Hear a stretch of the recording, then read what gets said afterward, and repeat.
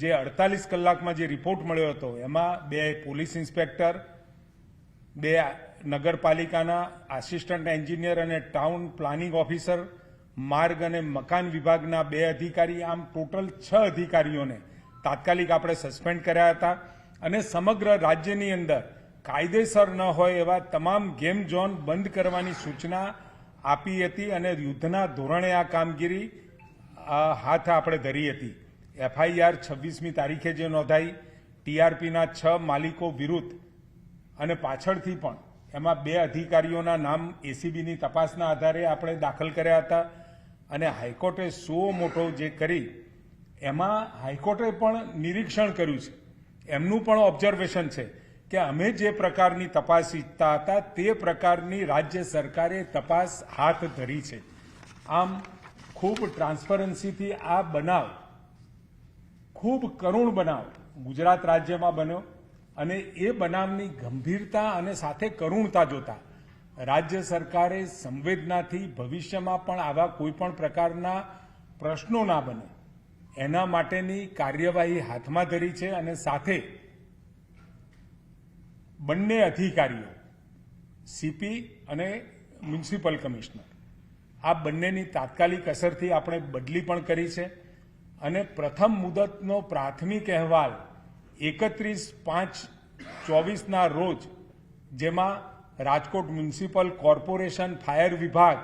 અને પોલીસ વિભાગની જવાબદારીનું તારણ આવ્યું છે. જે રિપોર્ટ આપણને મળ્યો છે, પ્રાથમિક અહેવાલ, અને આ સમગ્ર ઘટનામાં IPC, ગુજરાત પોલીસ અધિનિયમ GPA, GPMC એક્ટ અને Gujarat prevention and life safety અધિનિયમ CGDCR 2017ની જોગવાઈ અનુસાર કાર્યવાહી કરવાનું નક્કી કરવામાં આવ્યું છે અને તમામ દિવંગતોને PM-CM ફંડમાંથી મળતી રાહત પણ આપણે ચૂકવી દીધી છે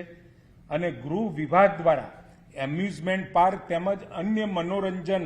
પ્રવૃત્તિના સંચાલન માટે મોડલ રૂલ્સ બનાવ્યા છે, જે પબ્લિક ડોમેનમાં મૂક્યા છે અને આ જે મોડલ રૂલ્સ છે એમાં જે પબ્લિકના જે પણ અભિપ્રાયો આવશે એ અભિપ્રાયોને પણ જ્યાં યોગ્ય હોય એવા અભિપ્રાયોને ઇનકોર્પોરેટ કરી અને એના માટેના નિયમો બનાવવામાં આવશે. આમ તમામ રીતે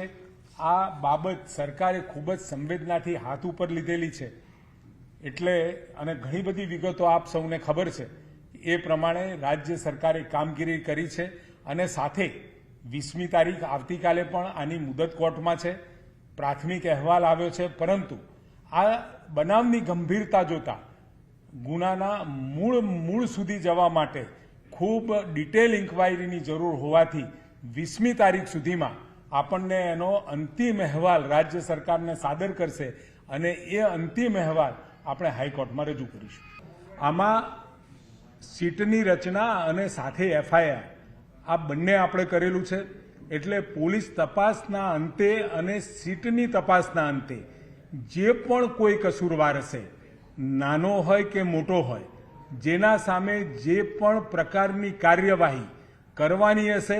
પોલીસ પ્રોસિક્યુશન પણ કરવાનું હશે, તો એ કરવા માટે સરકાર બિલકુલ કટિબદ્ધ છે અને સખ્તમાં સખ્ત પગલાં લેવા માટે સરકારને ક્યાંય કોઈ પણ પ્રકારની હિચકિચાટ નથી અથવા તો કોઈ મોટાને બચાવો અને નાનાનો ભોગ લેવો એ પ્રમાણેની કોઈ પણ મનઃસ્થિતિ સરકારની નથી